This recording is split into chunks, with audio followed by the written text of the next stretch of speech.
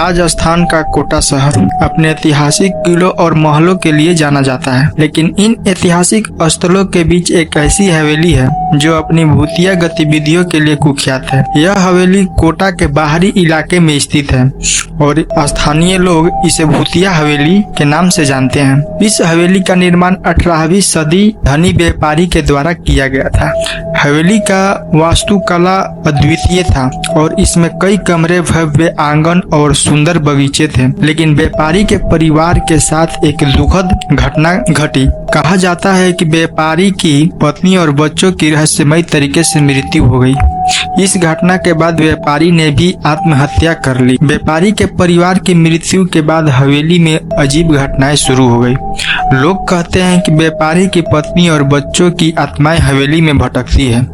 रात के समय हवेली में चीखने और रोने की आवाजें सुनाई देती है। कई लोग ने वहां अदृश्य शक्तियों का अनुभव किया है जो उन्हें डराती है। हवेली में रहने की कोशिश करने वाले लोग बताते हैं कि उन्होंने वहां अजीब और डरावनी घटनाओं का सामना किया।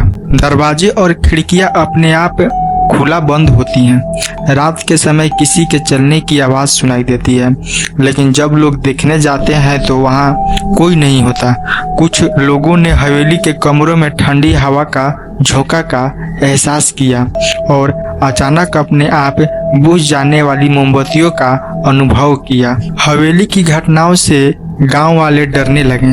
उन्होंने हवेली के पास जाना बंद कर दिया। एक कुछ साहसी युवकों ने वहां जाकर रात बिताने का निर्णय लिया। उन्होंने कहा कि उन्होंने हवेली में अदृश्य परछाइयों को देखा और अजीब आवाजें सुनी। वे रात भर डर के मारे कांपते रहे और सुबह होते ही वहां से भाग निकले।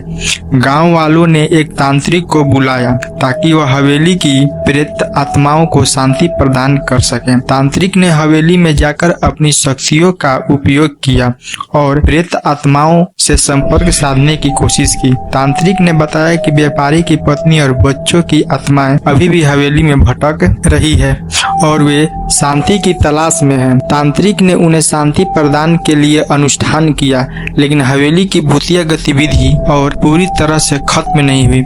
आज भी कोटा की यह भूतिया हवेली वीरान पड़ी है। लोग वहां जाने से डरते हैं।